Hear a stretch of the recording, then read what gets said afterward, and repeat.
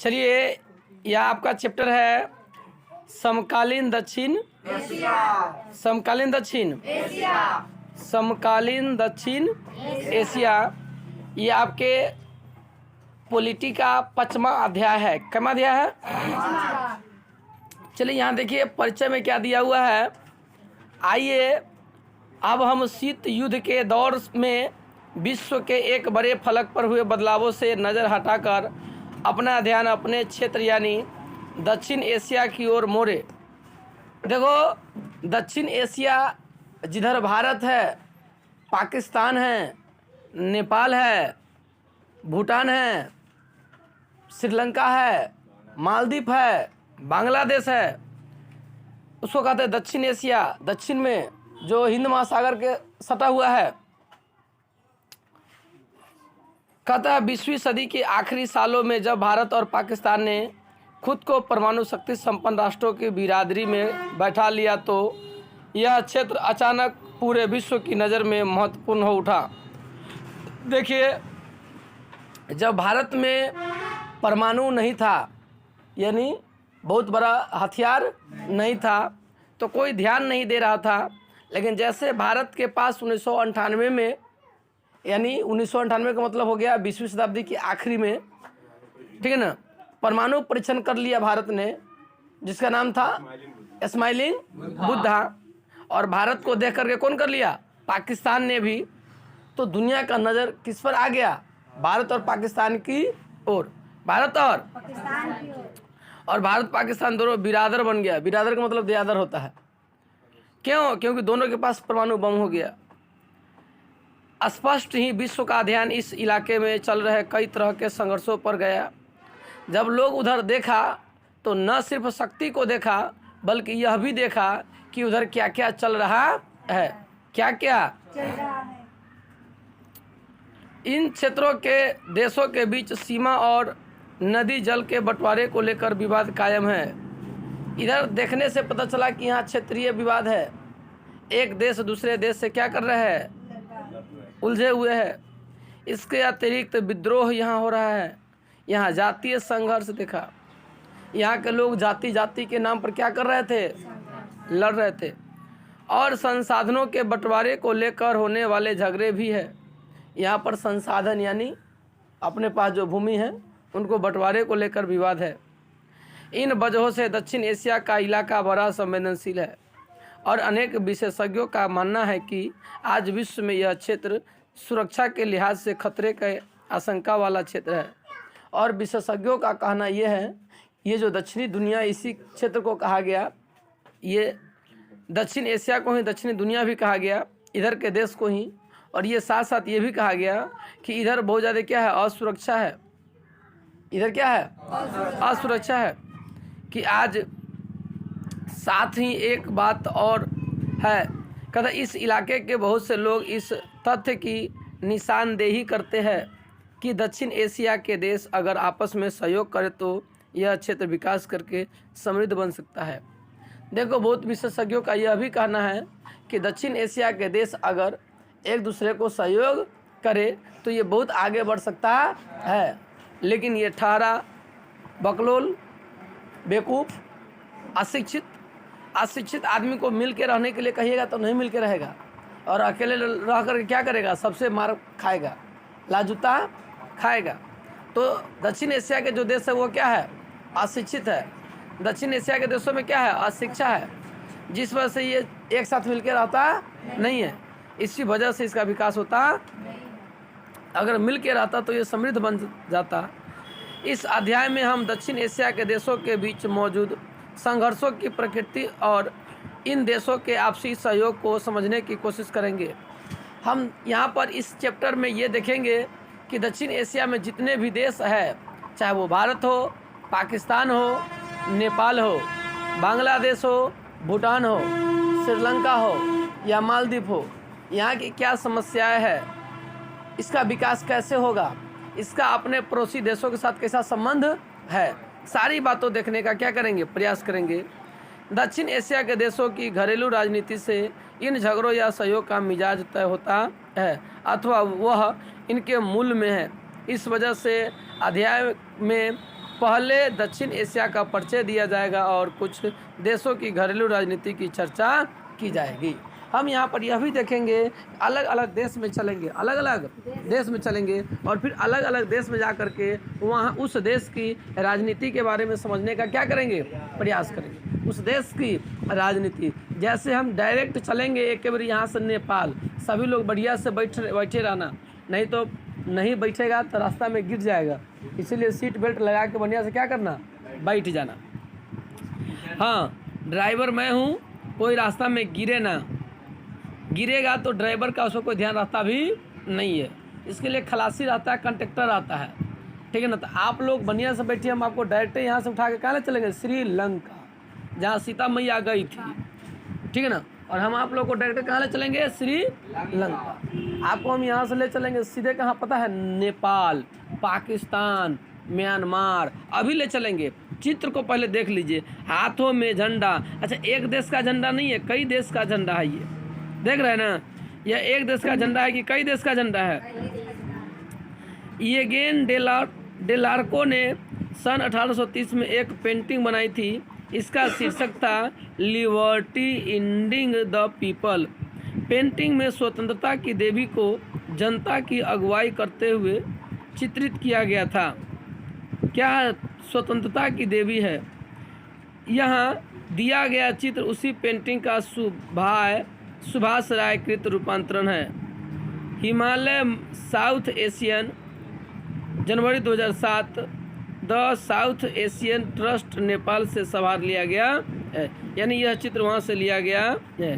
देख सकते हैं यह समकालीन विश्व में समकालीन दक्षिण एशिया का यह चित्र है। पहला शुरुआत करते हैं हम, क्या है दक्षिण एशिया। यहाँ पर लिखा हुआ है खुद करे खुद सीखे। आपको कुछ काम करना है, कौन काम करना है आपको, समझ लो, कुछ घर से करके आना है, ये नहीं कि घरे जाना है हाथ डुलाते घरे से चले आना है, कुछ करके घरे से क्या करके आना है। सुनिए, दक्षिण एशिया के देशों की कुछ ऐसी विशेषताओं की पहचान करें।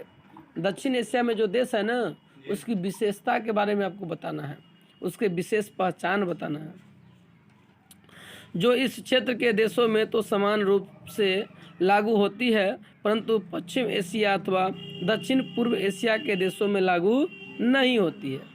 ऐसे आपको बताना है कि यहाँ की क्या रहन सहन है, पश्चिम एशिया के देशों का क्या रहन सहन है, यहाँ का क्या सिस्टम है, वहाँ का क्या सिस्टम है। वैसे आप लोगों ने 12th क्लास के अंग्रेजी का जब पहला चैप्टर पढ़िएगा, इंडियन सिविलाइजेशन एंड कल्चर, तो आपको बताया जाएगा कि भारत की संस्कृति और पश्चिमी देशों की संस्कृति में कितना अंतर है। पढ़ ली है कि नहीं पढ़े अभी? अंतर बताएगा आपको? अच्छा, क्या समझाए थे हम तो बाद में समझ लेंगे थोड़ा से, अभी तो हम पॉलिटी में हैं, हम जब इंग्लिश में आएंगे तब समझेंगे। चलिए देखते हैं क्या है दक्षिण एशिया। पहले दक्षिण एशिया को समझ लेते हैं और दक्षिण एशिया को समझने के बाद हम किसको समझेंगे, दक्षिण एशिया को समझने के बाद दक्षिण एशिया में जितने देश होगा उस देश को समझेंगे, ठीक है ना। पहले बाप को समझ लेते हैं, अब बाप का पूरे बेटों को समझ लेंगे बाद में, नहीं कहते पहले बाप से फरिया लेते हैं, बाद में तो बेटों से फरिया लेंगे हम। तो पहले दक्षिण एशिया से समझते हैं और दक्षिण एशिया को समझने के बाद क्या करेंगे, दक्षिण एशिया में जितने देश होगा सबको समझ लेंगे। चलिए, बात है भारत और पाकिस्तान के बीच क्रिकेट मैच कितना तनावपूर्ण होता है। पता है, जब भारत और पाकिस्तान में मैच होता है ना, तो हिंदुस्तानी लोगों के मन में एक ही आता है, भारत जिंदाबाद, भारत जिंदाबाद, भारत जीतेगा भारत। लेकिन भारत में जो मुसलमान रहता है क्या सोचता है मालूम है, पाकिस्तान जीतेगा। देखो है भारत में, भारत पाकिस्तान का मैच है, लेकिन भारत का मुसलमान क्या कहता है, कौन जीतेगा, पाकिस्तान जीतेगा। कौन जीतेगा, वो पाकिस्तान का नारा लगाता है। किसका नारा लगाता है, पाकिस्तान का।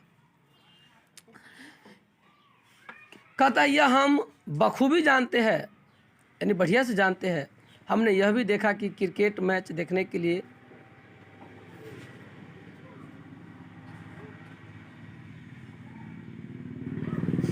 पाकिस्तान अथवा भारतीय फैंस जब एक दूसरे के देश में पहुंचते हैं तो उनका बड़ा आदर सत्कार होता है। रे तू लोग बाहर कहाँ जा रहे रे? देखो, जब भारत के लोग पाकिस्तान जाते हैं और जब पाकिस्तान के लोग भारत आते हैं तो बोलते उसका क्या होता है, आदर सत्कार किया जाता है। तो नींद में चला रात में चोरी करे गया ले हैं, जो पूरा कल उझिल लिए देह पर, नींद ना आता बेटर उपाय है, भीगे रहो नींद नहीं आएगा। सुनिए, हम क्या बोले कि जब आप पाकिस्तान में मैच देखने जाइएगा ना तो पाकिस्तानी आपका बहुत अच्छा से स्वागत करेगा, और पाकिस्तानी भारत में आता है तो भारत के लोग पाकिस्तानी को क्या करता है, स्वागत करता है। स्वागत मतलब समझ रहे हैं ना, जैसे आप शादी में जाते तो आपको कितना अच्छा से स्वागत होता है, सेम टू यू। कहते तो उनका बड़ा आदर सत्कार होता है, गर्म जोशी जोशी से मेजबानी की जाती है। अच्छा, मेजबानी का अंग्रेजी में आपको पता है क्या होता है? हाँ, मेजबानी जो करता है उसको क्या बोलते हैं? हाँ, जैसे पाकिस्तान के आदमी भारत में खेलने आएगा ना तो भारत उसका मेजबान करेगा, मेजबानी करेगा। पाकिस्तान में अगर भारत के लोग खेलने जाएगा ना मैच तो पाकिस्तान जो देश है भारत के क्रिकेट टीमों का मेजबानी करेगा। क्या करेगा? मेजबानी करेगा। कहता है यही हाल दक्षिण एशियाई मामलों का भी है।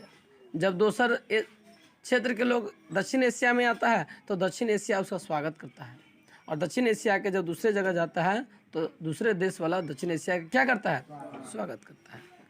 कहता है यह एक ऐसा क्षेत्र है जहां सद्भाव और शत्रुता, आशा और निराशा तथा पारस्परिक शंका और विश्वास के साथ बसते हैं। शुरुआत में हम एक बुनियादी सवाल से करें। यहाँ सवाल हम शुरुआत जो करेंगे एक बुनियादी सवाल से करें कि दक्षिण एशिया है क्या? दक्षिण एशिया है क्या? अमूमन बांग्लादेश, भूटान, देखते रहो बांग्लादेश के नहीं है, भूटान के नहीं है। जब वर्ल्ड मैप पढ़ लीजिएगा तो पूरा दुनिया का देश आपको पता चल जाएगा, कल से क्लास चालू होगा। अमूमन बांग्लादेश, भूटान, भारत, मालदीव, नेपाल, पाकिस्तान और श्रीलंका को इंगित करने के लिए दक्षिण एशिया का पद का व्यवहार किया जाता है। गिन के देखो कै देश हुआ, भारत, पाकिस्तान, नेपाल, भूटान, बांग्लादेश, म्यांमार, श्रीलंका। जो पहले हम बोल रहे थे वही सब देश हुआ। अगर फिर से गिन लिया जाए एक बारी तो मालदीव, श्रीलंका, भारत, पाकिस्तान, नेपाल, भूटान, बांग्लादेश, ठीक है ना। खाली इसमें म्यांमार नहीं आता है। कहता है म्यांमार उसमें चला जाता है आसियान वाला में। कहता है उत्तर की विशाल हिमालय पर्वत श्रृंखला, देश याद हो गया पहले आप लोग को, आसिया। चलिए यहाँ पर शुरुआत हम एक बुनियादी सवाल से करें कि दक्षिण एशिया है क्या। अमूमन बांग्लादेश, भूटान, भारत, मालदीव, नेपाल, पाकिस्तान और श्रीलंका को इंगित करने के लिए दक्षिण एशिया पद का व्यवहार किया जाता है। उत्तर की विशाल हिमालय पर्वत श्रृंखला, दक्षिण का हिंद महासागर, पश्चिम का अरब सागर, पूरब में मौजूद बंगाल की खाड़ी से यह इलाका एक विशिष्ट प्राकृतिक क्षेत्र के रूप में नज़र आता है। यह भौगोलिक विशेषता ही इस उपमहाद्वीप क्षेत्र की भाषाई, सामाजिक तथा सांस्कृतिक अनूठेपन के लिए जिम्मेदार है। इस क्षेत्र की चर्चा में जब अफगानिस्तान और म्यांमार को भी शामिल किया जाता है। चीन इस क्षेत्र का एक प्रमुख देश है। देखो ध्यान से क्या कहता है, इस क्षेत्र की चर्चा में तब अफगानिस्तान और म्यांमार को भी शामिल किया जाता है। चीन इस क्षेत्र का एक प्रमुख देश है, लेकिन चीन को दक्षिण एशिया का अंग नहीं माना जाता। चीन को दक्षिण एशिया का अंग माना जाता है? नहीं, ये दूसरे एशिया में चला गया है। इस अध्याय में हम दक्षिण एशिया पद का इस्तेमाल उपयुक्त 7 देशों के लिए करेंगे। उपयुक्त मतलब ऊपर में कितने देश था, लेकिन अब 8 को देश हो गया है। इस तरह परिभाषित दक्षिण एशिया हर अर्थ में विविधताओं से भरा पूरा इलाका है। फिर भी भू राजनीतिक धरातल पर यह एक क्षेत्र है। दक्षिण एशिया के विभिन्न देशों में एक सी राजनीतिक प्रणाली नहीं है। दक्षिण एशिया में कितने देश हैं? 7, लेकिन 7 देशों में एक जैसा विचार है नहीं है। अनेक समस्याएं और सीमाओं के बावजूद भारत और श्रीलंका के बीच में ब्रिटेन से आज़ाद होने के बाद, देखो भारत जो है जब आज़ाद हुआ किसे, ब्रिटेन से, तब श्रीलंका और ब्रिटेन से आज़ाद होने के बाद लोकतांत्रिक व्यवस्था सफलतापूर्वक कायम है। भारत में आज क्या है, लोकतंत्र है। भारत में आज क्या है, लोकतंत्र, बड़ी सफलतापूर्वक कायम है। कहता है भारत में लोकतंत्र के विकास के बारे में आप एक और किताब में विस्तार से पढ़ेंगे। भारत में लोकतंत्र के बारे में सेकेंड बुक में खाली भारत में लोकतंत्र के बारे में पढ़ना है।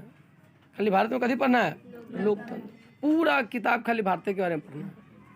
एक और किताब में पढ़ना है, ये नहीं कहता है कि पढ़ लिया है, कहता है, लेकिन वही किताब को पढ़ेंगे ना तब कहता है आपने पढ़ लिया है। मतलब पहले इसको पढ़ना जरूरी है, तब बाद में उसको पढ़ना जरूरी है। कहता है इस किताब में आज़ादी के बाद के दिनों में भारतीय राजनीति चर्चा की गई है। तो आपका सेकंड बुक जो है ना, स्वतंत्र भारत में राजनीति, किताबें के नाम है स्वतंत्र भारत में, मतलब भारत आज़ाद होने के बाद वहाँ पर क्या करेंगे, हम राजनीति करेंगे। कहता है इस किताब में आज़ादी के बाद के दिनों की भारतीय राजनीति की चर्चा की गई है। भारत के लोकतंत्र की बहुत सारी सीमाओं की तरह इंगित किया जा सकता है, लेकिन हमें याद रखना चाहिए कि एक राष्ट्र के रूप में भारत हमेशा लोकतांत्रिक रहा है। यह बात श्रीलंका पर लागू होती है, और यही बात किस पर लागू होता है, श्रीलंका पर। किस पर लागू होता है, देखिए कहता है पाकिस्तान और बांग्लादेश में लोकतांत्रिक और सैनिक दोनों तरह के नेताओं का शासन रहा है। आपको पता है ना, पाकिस्तान के नहीं है, पाकिस्तान के नहीं है, बांग्लादेश के नहीं है, पूर्वी पाकिस्तान, पहले पूर्वी पाकिस्तान था बांग्लादेश, और पहले वो पश्चिम बंगाल था, पहले पश्चिम बंगाल, उसके बाद पूर्वी पाकिस्तान, उसके बाद बांग्लादेश। देखो वहाँ पर पाकिस्तान और बांग्लादेश में लोकतांत्रिक और सैनिक दोनों तरह के नेताओं का शासन रहा है। शीत युद्ध के बाद के सालों में बांग्लादेश में लोकतंत्र कायम रहा। शीत युद्ध के बाद, हालांकि शीत युद्ध के दौर में ही शीत युद्ध चला था ना, 1945 से 1900, उसी बीच में 1971 में ये बांग्लादेश क्या हुआ, एक देश बन गया। कहता है पाकिस्तान में शीत युद्ध के बाद के सालों में लगातार 2 लोकतांत्रिक सरकारें बनी। पाकिस्तान का सिस्टम बड़ी ख़राब रहा, वहाँ पर दर के सरकार बनता है, दर के गिरता है। शीत युद्ध जितना दिन तक ले चला, कितना दिन तक ले चला, 40 वर्ष। इतने बीच में 2 बार सरकार बना और गिरा। कहते हैं पहली सरकार, कहता है पहली सरकार बेनजीर भुट्टो और दूसरी नवाज शरीफ के नेतृत्व में कायम हुई। अंडरलाइन, फटाफट अंडरलाइन, बेनजीर भुट्टो, नाम याद रखिएगा, बेनजीर भुट्टो, नवाज शरीफ, बेनजीर भुट्टो, नवाज शरीफ, बेनजीर भुट्टो, नवाज। कहता है इसके बाद 1999 में पाकिस्तान में सैनिक तख्ता पलट हुआ। जो 2 लोकतंत्र था, बेनजीर भुट्टो और नवाज शरीफ के समय लोकतंत्र था। बाद में 1999 में जाकर के कारगिल का युद्ध होता है, भारत पाकिस्तान के बीच में कारगिल का, और वहीं पर उसी समय क्या होता है, सैनिक तख्ता पलट हो जाता है। मतलब वहाँ के सरकार को हटा करके, वहाँ के सरकार को, वहाँ के सेना प्रमुख, वहाँ के सेना प्रमुख वहाँ का शासन अपने हाथों में कर लेता है। फिर 2008 से फिर से यहाँ लोकतांत्रिक शासन है। मतलब 1999 से 2007 तक क्या था वहाँ पर, सैनिक शासन व्यवस्था, लेकिन 2008 से फिर क्या है, लोकतांत्रिक। ये है कहाँ का, पाकिस्तान। कभी लोकतंत्र तो कभी सैनिक शासन, कभी लोकतंत्र तो कभी। चलिए पाकिस्तान के बाद दिखाते हैं नेपाल का क्या हाल है। 2006 तक नेपाल में संवैधानिक राजतंत्र था। राजतंत्र का मतलब पता है ना, राजा का शासन। आपको बता दें कि शुरू से लेकर के 2006 तक पाकिस्तान में किसका राज था, राजा का। सॉरी, नेपाल में किसका राज था, राजा का। राजा का राज था नेपाल में। कहता है और इस बात का खतरा बराबर बना हुआ था कि राजा अपने कार्य में कार्यपालिका की सारी शक्तियां ले लेगा। 2008 में राजतंत्र को ख़त्म किया गया। 2008 में नेपाल में राजतंत्र को क्या कर दिया गया? फिर से सुनो, फिर से समझो। पाकिस्तान में 2008 में लोकतांत्रिक व्यवस्था आया, मतलब सैनिक शासन खत्म हुआ, और उसी प्रकार उसी नेपाल में भी जो राजतंत्र चलता था वो राजतंत्र खत्म हो गया। कब? 2008 में। और नेपाल में क्या चलता है? लोकतंत्र। और नेपाल में लोकतांत्रिक गणराज्यों के रूप में उभरा। आप देख लिए नेपाल और पाकिस्तान के बारे में। नेपाल में भी क्या? नेपाल में राजतंत्र से क्या आया? राजतंत्र से लोकतंत्र। कहाँ? कब आया? 2008 में। और पाकिस्तान में लोकतंत्र कब आया?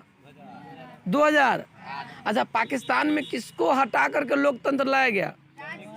सैनिक शासन को। पाकिस्तान में सैनिक शासन को हटा करके क्या लाया गया? लोकतंत्र। और नेपाल में किसको हटा के लोकतंत्र लाया गया? राजतंत्र को। कंसेप्ट समझते हुए चलना। कहता है बांग्लादेश। अब चलते हैं, दो देश तो बता दिए ना। इधर भेज लो नेपाल, इधर भेज लो पाकिस्तान। अब इधर अब बांग्लादेश। बांग्लादेश और नेपाल के अनुभवों के आधार पर हम कह सकते हैं कि पूरे दक्षिण एशिया में लोकतंत्र एक स्वीकृत मूल्य बन चला है।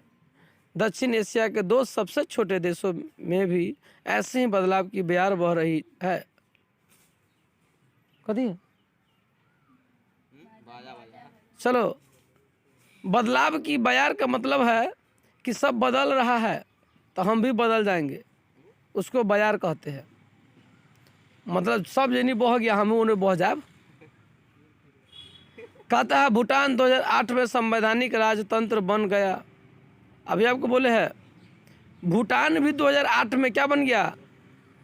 संवैधानिक राजतंत्र बन गया। राजा के नेतृत्व में यह बहुदलीय लोकतंत्र के रूप में उभरा। दूसरा द्वीपीय देश मालदीव। द्वीपीय देश 1968 तक सल्तनत हुआ करता था और 1968 में यह एक गणतंत्र बना और यहाँ शासन की अध्यक्षात्मक प्रणाली अपनाई गई। मतलब ये मालदीव आज़ादी कब हुआ है? मालदीव को 2005 के जून में मालदीव की संसद ने बहुदलीय प्रणाली को अपनाने के पक्ष में एक मत से मतदान किया। Maldivian democratic party MDP, underline कर लीजिएगा। मालदीव में कौन पार्टी है?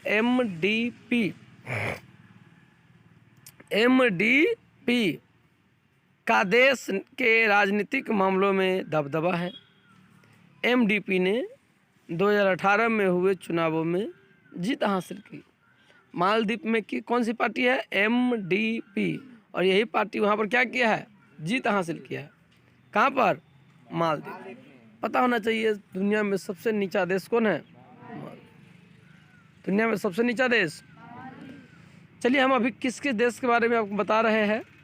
पाकिस्तान, नेपाल, बांग्लादेश, भूटान और मालदीव।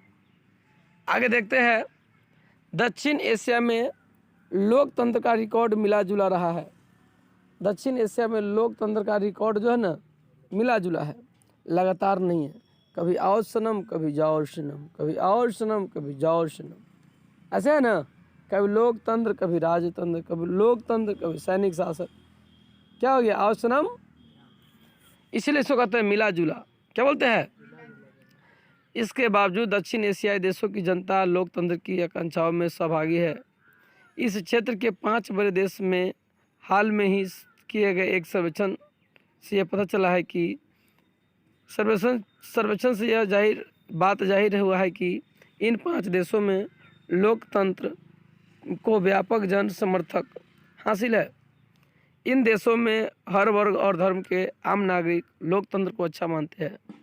सर्वेक्षण में ये पता चला है कि किसको अच्छा माना जा रहा है? लोकतंत्र को। किसको अच्छा माना जा रहा है? कहते हैं और प्रतिनिधिमूलक लोकतांत्रिक के संस्थाओं का समर्थन करते हैं। इन देशों के लोग शासन की किसी और प्रणाली की अपेक्षा लोकतंत्र को वरीयता देते हैं। ये लोग शासन व्यवस्था में किसको अच्छा मानते हैं? लोकतंत्र को। किसको अच्छा मानते हैं? लोकतंत्र। और उनके देश के लिए लोकतंत्र ही ठीक है। ये निष्कर्ष बड़े महत्वपूर्ण है, क्योंकि पहले से माना जाता रहा है कि लोकतंत्र सिर्फ विश्व के धनी देशों में फल फूल सकता है। देखो, ये बात पहले कहा जा रहा था कि लोकतंत्र सिर्फ वही हो सकता है जहाँ लोग ज़्यादा पढ़ा लिखा है। जहाँ पढ़ा लिखा लोग नहीं है वहाँ लोकतंत्र नहीं हो सकता है। लेकिन ये बात क्या निकली? गलत। ये बात क्या निकली?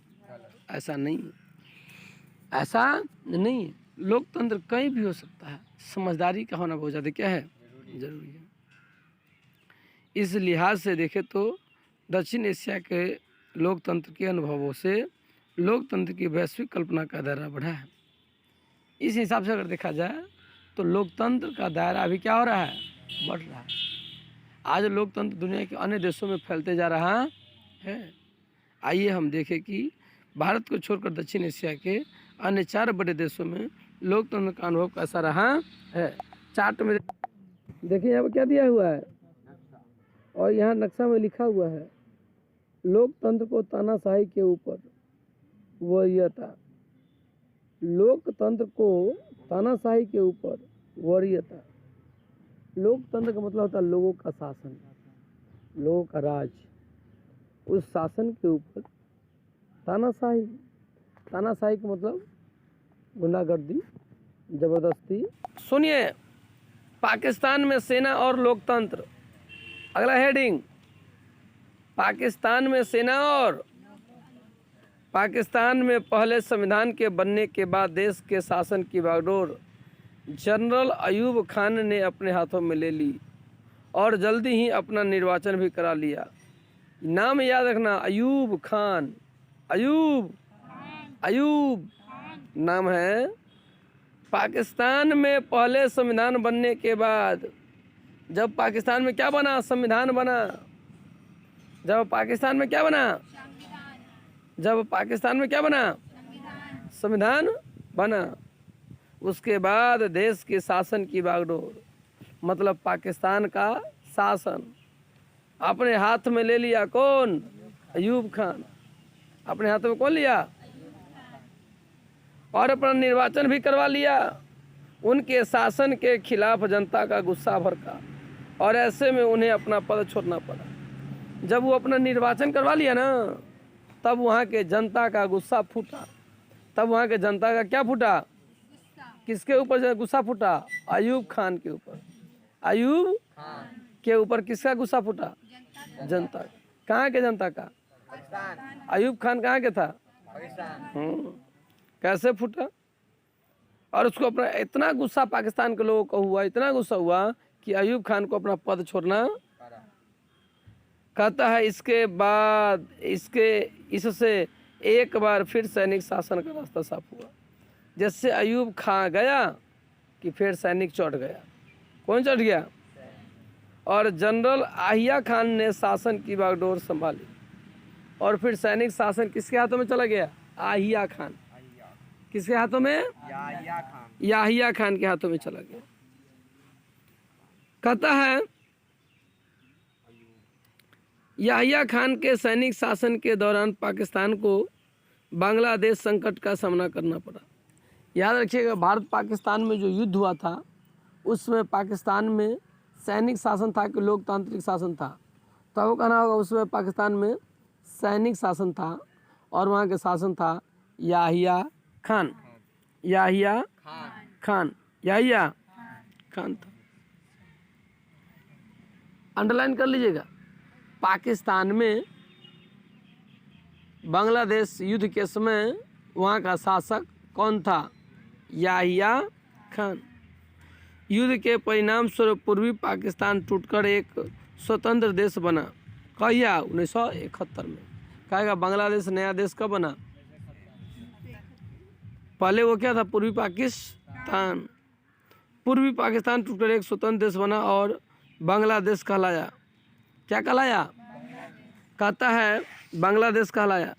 इसके बाद पाकिस्तान ने जुल्फिकार अली भुट्टो के नेतृत्व में एक निर्वाचित सरकार बनी। इसके बाद लिखा हुआ है जुल्फिकार अली भुट्टो। जुल्फिकार अली भुट्टो के नेतृत्व में एक निर्वाचित सरकार बनी जो 1971 से 1977 तक कायम रही। और ये जुल्फिकार की जो सरकार बनी, देखो ध्यान से, पाकिस्तान में जुल्फिकार अली भुट्टो के नेतृत्व में एक निर्वाचित सरकार बनी 71 से 77, और 1977 में जनरल जियाउल हक ने इस सरकार को गिरा दिया। देखो क्या कहता है, 1971 से 77 तक, 71 से लोकतांत्रिक शासन रहा, लोगों का राज रहा, लेकिन 77 से 92 के बाद जनरल जियाउल हक को लोकतंत्र समर्थन आंदोलन का सामना करना पड़ा और 1988 में एक बार फिर बेनजीर भुट्टो के नेतृत्व में लोकतांत्रिक सरकार बनी। पाकिस्तान में इसके बाद की राजनीतिक बेनजीर भुट्टो की पाकिस्तानी पीपुल्स पार्टी और मुस्लिम लोग लीग के आपसी होड़ के इर्द गिर्द घूमती रही। निर्वाचित लोकतंत्र की यह अवस्था 1999 तक कायम रही। यानी वहाँ लोकतंत्र कब तक चलता रहा? 1999 तक। नाम देख लेना, अलग अलग नाम आ रहा है और ऐसा ऐसा नाम याद रहे कि आप कभी सुने ही नहीं थे। बेनजीर भुट्टो पाकिस्तान के पीपल्स पार्टी के क्या थे? नेता थे। कहते हैं निर्वाचित लोकतंत्र की यह अवस्था 1999 तक कायम रही। 1999 में एक बार फिर सेना ने दखल दी और जनरल परवेज मुशर्रफ ने प्रधानमंत्री नवाज शरीफ को हटा दिया। ले जनरल परवेज शरीफ ने प्रधानमंत्री को क्या कर दिया? ले सब प्रधानमंत्री को हटाएगा और अपना क्या बनेगा? राजा बनेगा। प्रधानमंत्री को हटा दिया और क्या हुआ? कहाँ चले गए? 2001 में परवेज मुशर्रफ ने अपना निर्वाचन राष्ट्रपति के रूप में करवाया। पाकिस्तान पर सेना की बहुमत हुकूमत थी। पाकिस्तान पर किसका हुकूमत था? हालांकि सैनिक शासकों ने अपने शासन को लोकतांत्रिक जताने के लिए चुनाव कराया है। 2008 में पाकिस्तान में लोकतांत्रिक तरीके से चुने गए नेता शासन कर रहे हैं। और पीछे भी आपको थोड़ा सा बताए थे कि 2008 के बाद से देखो बाबू, पाकिस्तान में लोकतंत्र के अस्थाई न बन पाने के कारण है। देखो पाकिस्तान में लोकतंत्र अस्थाई रूप से है नहीं, कभी बनता है तो कभी टूटता है। यहाँ सेना, देखो पाकिस्तान में किसका वर्चस्व है, पाकिस्तान में किसका राज है?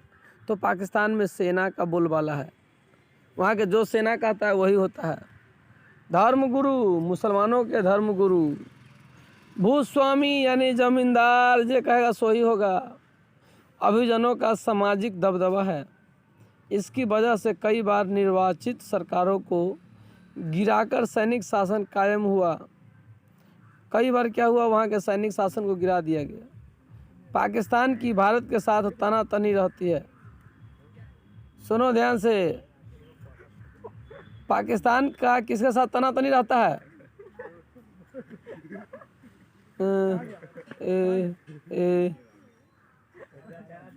ले रवा सब वो तो ऐसे घोंट जाता हूँ, देखिए घोंट जाता हूँ। देखो ध्यान से, पाकिस्तान का भारत के साथ क्या रहता है? तानातनी। आप देखिए आपके घर में आप मान लेते बहुत आगे बढ़ रहे हैं, तो आपके घर के अगल बगल में कोई गरीब आदमी होगा ना, चाहे आपका दियादे होगा, जो आगे नहीं बढ़ता होगा ना, और आप आगे बढ़िएगा ना, तो वो हमेशा आपसे लड़ेगा। खुद आगे तो बढ़ेगा नहीं, और तुमको देख के जलन होगा उसको, और वो कहना तो कुछ कोनो बहने तो ऐसे क्या करेगा, लेकिन तू करना नहीं। पाकिस्तान आगे बढ़ रहा है कि नहीं बढ़ रहा है? वो भारत को देख के जलन हो रहा है उसको। वो छोटा सब दिन क्या करता है, 2 आतंकवादी भेज देता है, कहता है हमारा से ओझराल रह तू वही में हो, ठीक है ना। कहते पाकिस्तान की भारत के साथ तनातनी रहती है, इस वजह से सेना सार्थक समर्थक समूह ज़्यादा मजबूत है, और अक्सर ये समूह दलील देते हैं कि पाकिस्तान के राजनीतिक दलों और लोकतंत्र में खोट है। पाकिस्तान का जो लोकतंत्र है वो क्या है, उसमें खोट है, कमी है। राजनीतिक दलों के स्वार्थ साधन तथा लोकतंत्र की धमाचौकड़ी से पाकिस्तान की सुरक्षा खतरे में पड़ेगी। पाकिस्तान की सुरक्षा कौन सी में है? अभी पाकिस्तान में वहाँ के प्रधानमंत्री इमरान खान हल्ला कर रहा था, संविधान बचाओ देश बचाओ पाकिस्तान बचाओ, संविधान बचाओ देश बचाओ पाकिस्तान बचाओ। मतलब पाकिस्तान का संविधान कौन सी में चला गया था, खतरे में। राजनीतिक दलों के स्वार्थ साधन तथा लोकतंत्र की धमाचौकड़ी से पाकिस्तान की सुरक्षा खतरे में पड़ेगी। इस तरह ये ताकतें सैनिक शासन की को जायज़ ठहराती है। कहता इस तरह पूरी तरह सफल नहीं हो सका है, लेकिन इस देश में लोकतंत्र का जज्बा बहुत मजबूती के साथ कायम रहा है। पाकिस्तान में अपेक्षाकृत राजतंत्र और साहसी प्रेस मौजूद है, और वहाँ मानवाधिकार आंदोलन भी काफ़ी मजबूत है। कहाँ पर? पाकिस्तान में मानवाधिकार आंदोलन क्या है, मजबूत है। कहता पाकिस्तान में लोकतांत्रिक शासन चले, इसके लिए कोई खास अंतर्राष्ट्रीय समर्थक नहीं मिलता। देखो पाकिस्तान में लोकतंत्र रहेगा या राजतंत्र, सैनिक शासन, लोकतंत्र रहेगा या सैनिक शासन रहेगा, इसीलिए कोई मजबूत वहाँ पर ठोस आधार नहीं है। जैसे भारत में है ना, लोकतंत्र ही रहेगा, राजतंत्र या सैनिक शासन कोई वैल्यू नहीं है। इस वजह से भी सेना को अपना प्रभुत्व कायम करने के लिए बढ़ावा मिला है। अमेरिका का अन्य पश्चिमी देशों ने अपने अपने स्वार्थों से गुजरे वक्त में पाकिस्तान में सैनिक शासन को बढ़ावा दिया। देखो पाकिस्तान को सब क्या करता है, यूज करके छोड़ देता है। पाकिस्तान को बाकी देश यूज करके क्या करता है, और ये इन्हें बकलोल है। वो कहता है कि आओ तोरा 5 रुपये वाला कलम देंगे, तो कहता आवे छियो, तो अगर 5 रुपये वाला कलम ले लिया। दूसरा कहता आओ चॉकलेट देते हैं, तो उन्हीं चॉकलेट लेने चला गया। दूसरा कहता है नहीं आओ तो रेंजर दे वो गिफ्ट में, तो उन्हीं चला गया। मतलब ये चोट्टा एकदम कुत्ता है। और आप लोग को हम इसका नक्शा दिखाए थे, सेम टू यू कुत्ता का नक्शा है। पाकिस्तानी क्या है, कुत्ता के नक्शा है ना, पाकिस्तान का कुत्ता का नक्शा। ये छोटा कुत्ता लेखा जनी मिल गया खीर, ओनी गया फिर। कुत्ता को देखे ना, जनी खीर मिलता है उधर फिर जाता है। कहता है इन देशों को उस आतंकवाद के डर लगता है। कहते हैं जिससे ये देश विश्वव्यापी इस्लामी आतंकवाद कहते हैं।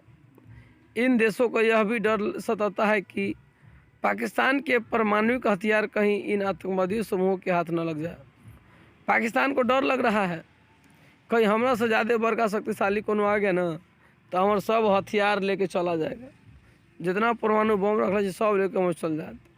और जब एक भी लेके चल जाएगा तो हम घंटा डोलपते रह जाएंगे, फिर वापस आने वाला नहीं।